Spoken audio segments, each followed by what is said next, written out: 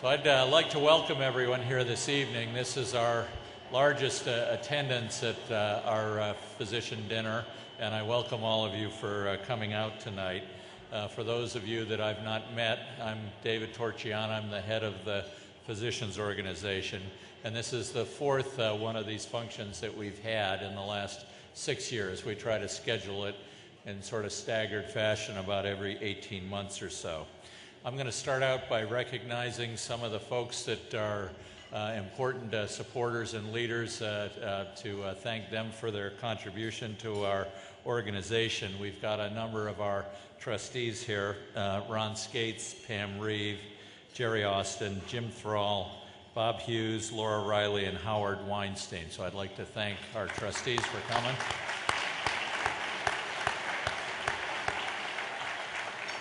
I'd also like to thank Iris Topanian and his wife Jackie. Iris is a longtime MGH trustee. I'll say a little more about his role in this dinner later.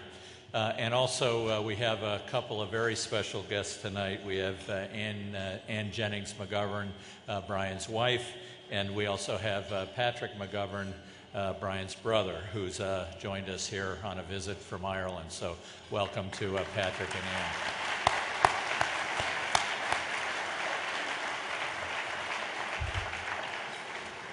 Patrick is a Dubliner.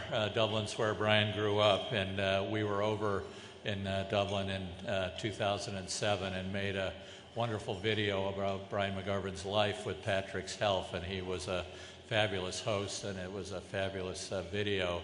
I think in future years for this event we'll probably pass out the DVD of it, because everyone who didn't get to see it ought to have a chance. So I'm going to just sort of set the frame here a little bit for a special presentation that we have before dinner.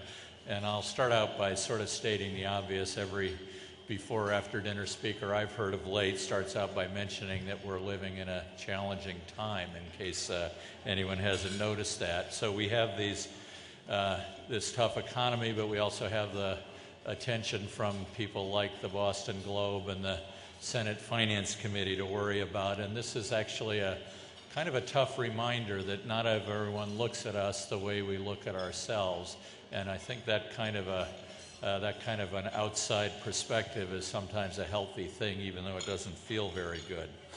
We have some very impressive political movements going on right now, both in Washington and on Beacon Hill around payment reform and health reform, which I think are going to make dramatic changes in the way that we work within the system over the next couple of years.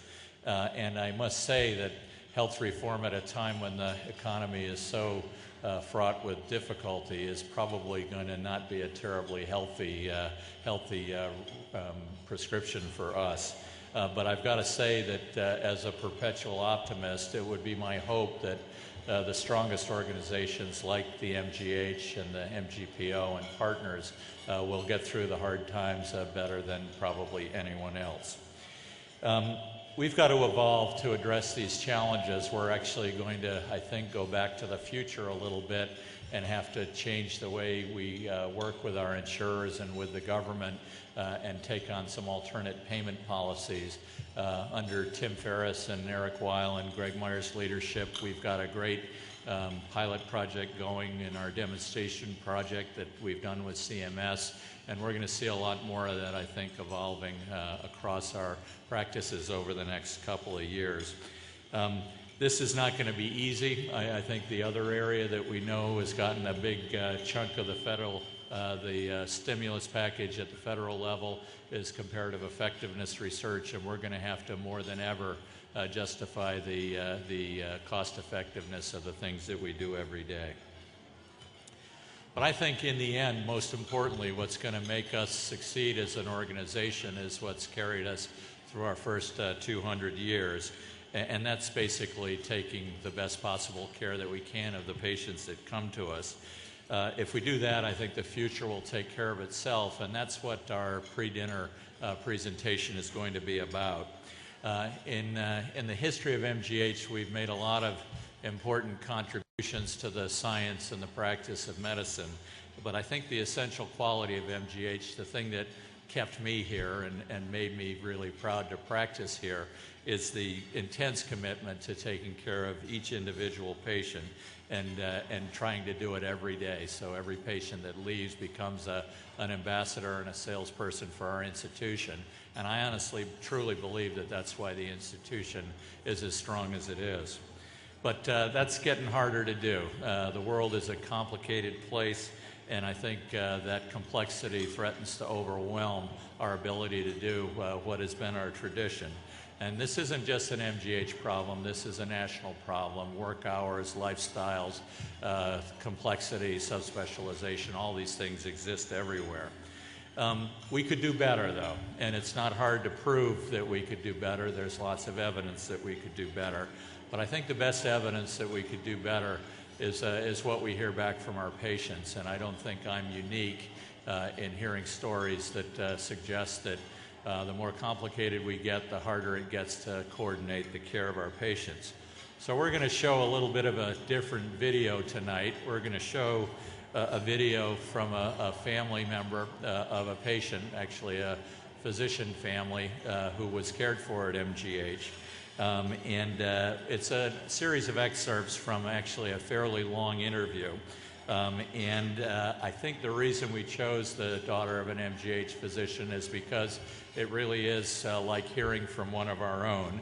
But I think honestly this could have been about any family, it could have been about any service at the hospital. And I hope you'll be able to get something out of this. We thought it was going to be an interesting message to send to this group tonight, and a particularly relevant one when the theme is clinical excellence. And so we have a video to show you, I think there are lots of possible permutations on this, but we're going to play it now, and then we have a brief presentation after that. So if we could tee up the video, please. The motivation to do this interview really stems from some of the issues that happened early on with my father and his illness, and then again with my mother and her illness.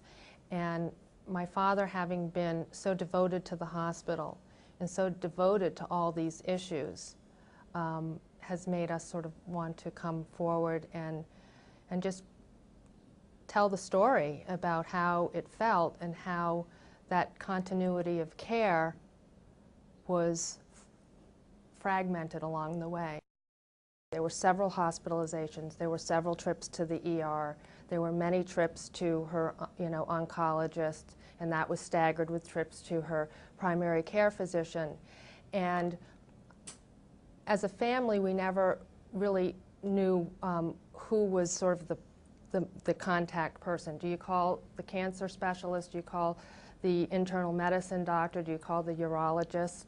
And it was hard for us to know who to call or who was really paying attention. For example, we went on many trips to the gynecological oncologist, and they would give us a handout, and we would have to go through it to check the medications. And every single time we went, the list of medications was outdated by over a year. And I would change it, and then I would make the changes. The next time we came in, it was the same list. And I would finally ask the secretary, or not the secretary, the medical assistant, this never gets changed, and it really concerns me. I mean, it sort of made me think, is there a centralized electronic file that all the doctors are reading? It doesn't instill confidence that all of her information is in one place. It may be, but I didn't know that. I think we always felt that the attending, her internist, was communicating with whoever else was involved.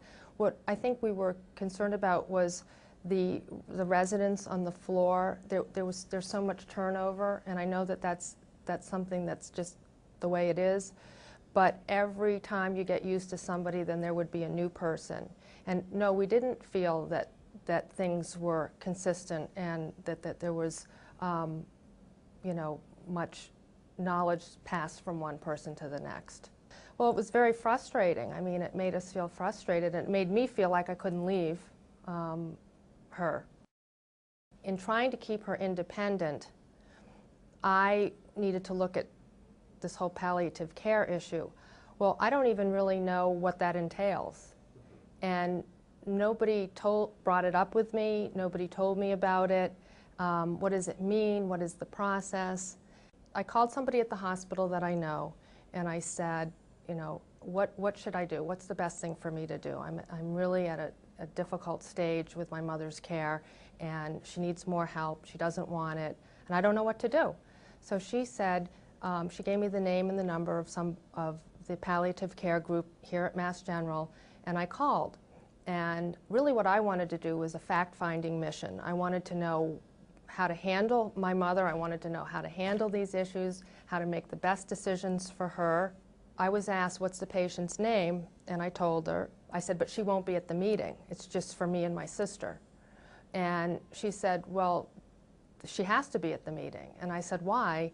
And they said, because we don't know how to bill it. Well, I kind of got frustrated with that, and I thought, I don't want her at the meeting. I could have paid for it myself, but it just was a stumbling block for me, and it deterred me, so I hung up the phone and I just, you know, tried to deal with things the best I could. And during some of my mother's hospitalizations, I think it would have been very helpful for somebody to really approach me and say, you know, we need to sit down and talk about these issues. It was almost like they were more focused on transitioning her from the hospital back to wherever she was going, home, nursing home or whatever. But it wasn't a program, there were no goals, and I didn't know how to really ask for that. When my mother actually did die, in the morning of Friday morning, it was several days before her death certificate was signed by the people that needed to sign it. And as a result of that, her cremation was delayed, which was very hard for me. That was a hard day when I knew that was happening. And when that got delayed, I was just angry because they hadn't signed the death certificate. I thought that that was irresponsible and just not a caring thing to do. So then when it finally did get signed, I got copies of it, and it was the wrong diagnosis on the death certificate. And that, at the time, infuriated me. And then it was several weeks before that got corrected. And that was very upsetting to us. I would say that overall, the medical care that she got was superb.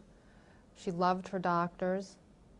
She would never have been comfortable anywhere else. What was really exciting for us in that last hospitalization was that there was a covering doctor, and he kind of jumped through hoops for us.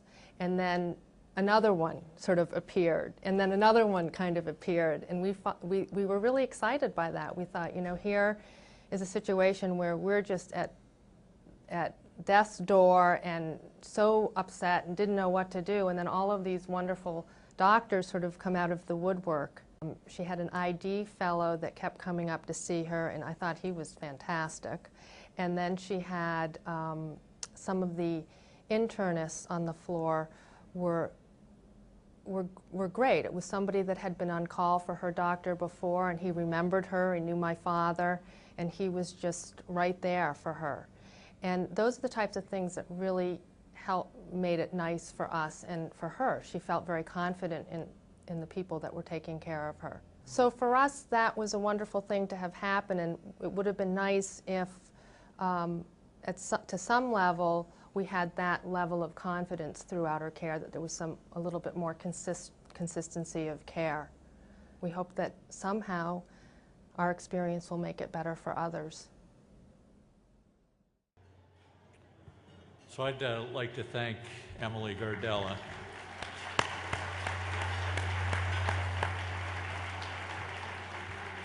for taking the time to deliver this message, and also for Stephen Rourke, our great videographer and editor, for putting it together. The issue is continuity of care of both the personal piece and the management piece. And it seems to me that this is one of the strengths of the MGH, and it's also one of the threatened qualities of the MGH. But it clearly, in my mind, is one of the important things that brings patients back and makes our clinicians proud to work at MGH. As I said, there's very powerful forces making this more difficult: the work hours, the complexity, the subspecializations. But I would say that in many ways all that means is that we have to consider this even more important, and we have to work hard to try to actively address this problem. So one of the things that we did after a lot of ruminating on this is with our medical director Tim Ferriss as the leader, we composed a committee comprised of the prior recipients of the McGovern Awards to address this issue of continuity of care at MGH and come up with a set of recommendations. We thought that this group was uniquely qualified to comment. After all, they're the people that we have identified as our most respected clinicians. The committee's drafted a report describing the problem and suggesting solutions. The back of your program at the table actually includes a summary statement from that report, and the entire report is going to be on the MGPO website. Just as an aside, I'm certain that Brian McGovern would have quite a bit to say on this matter, because he was a great example of a physician who just had an innate knack for understanding the importance of what a doctor can supply to a patient by actually getting to know and getting a bond with that patient. So we have one of our prior McGovern awardees to come up and talk about the work of this group and to describe some of the conclusions that came up with. And I'd like to now hand the podium over to Nestle Basgaz.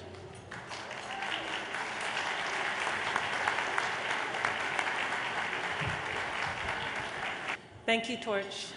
I'd like to start out by saying good evening to you all, my colleagues and their families. Not a day goes by when I'm not inspired by the community of the MGPO who's represented here tonight. For those of you who don't know me, I'm an infectious disease doctor. And for those of you who do, I know what you're thinking. The first thing you're thinking is, how did she get that mention of the ID fellow into that video?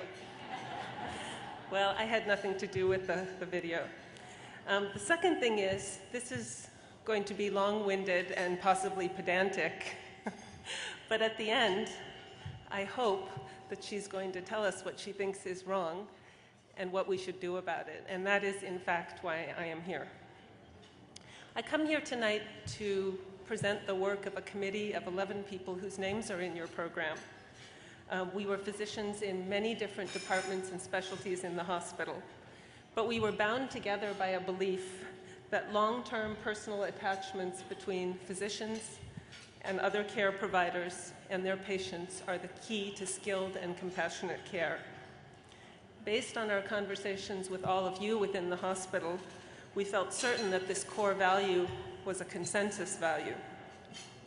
We found it easy to reach agreement about our beliefs, a little harder to put them on paper, but we recognize that the real hard work lies ahead, because what are beliefs without action? I'd like to thank the daughter of the patient who made that video that we just watched. Her profound personal experience speaks louder than any statistics can.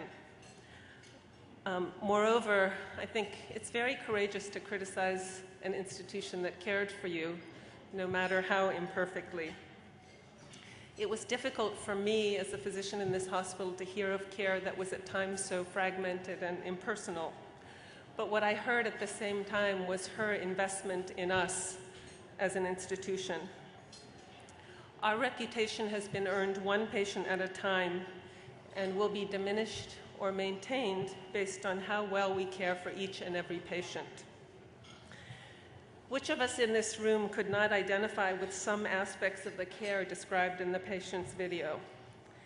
As someone who does both primary and consultative care, I could easily identify with the highly engaged primary care doctor who needed to rely on specialists in this patient's complex illness. I could also identify with the specialists who sought to integrate their care into a whole that feels increasingly out of our control.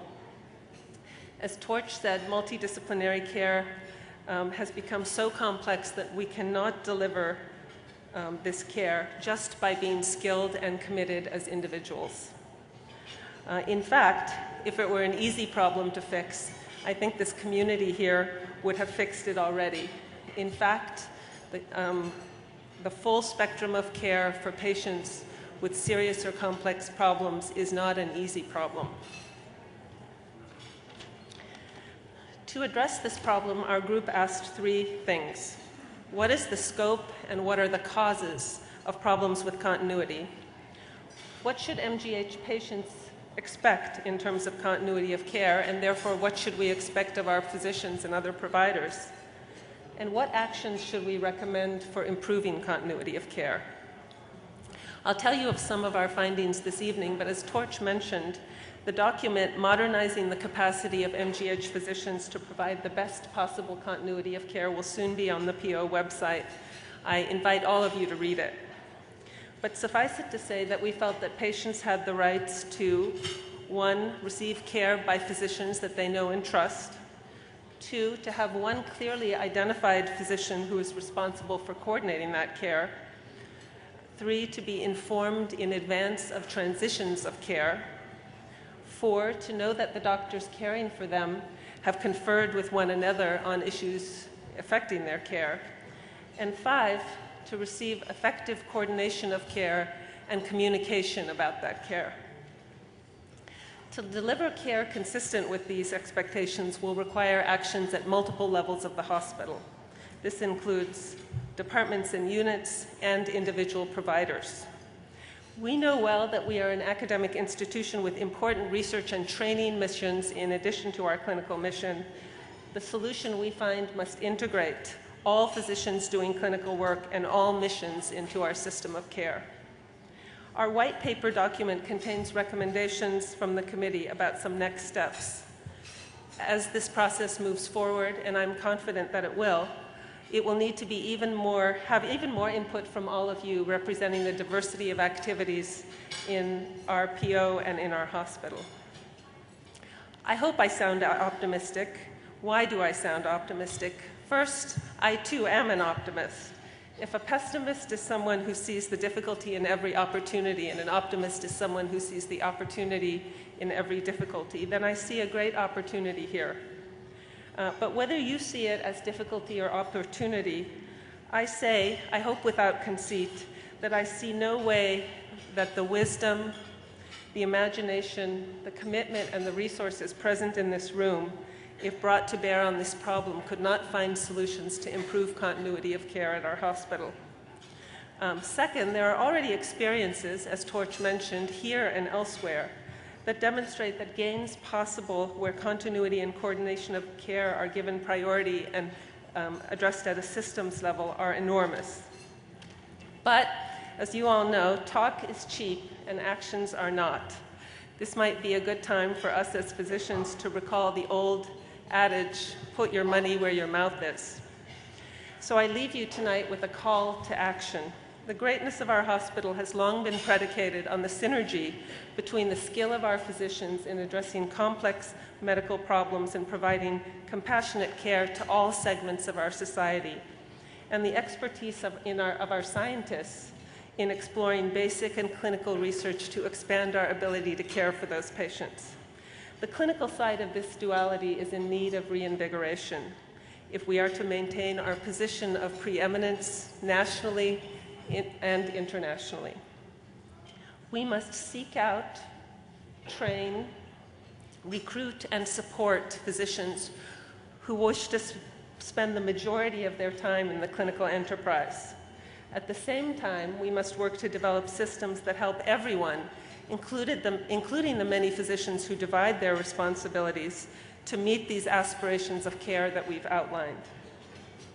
I'll leave you tonight with the words of Whitney Young, who is an early civil rights activist. This is really one of my favorite quotes. "There's nothing noble in being superior to someone else. The only nobility is being superior to your former self." This is an area where we need to be superior to our former selves. So I thank you for your attention, and I especially thank you for any input you can provide as we go forward.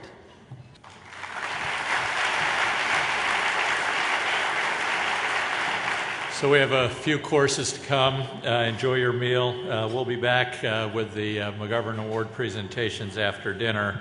And just pay attention to the screens when you look up. We'll have photographs and some quotes from the nominations flashing across the screens while you're eating. So enjoy dinner. Thanks.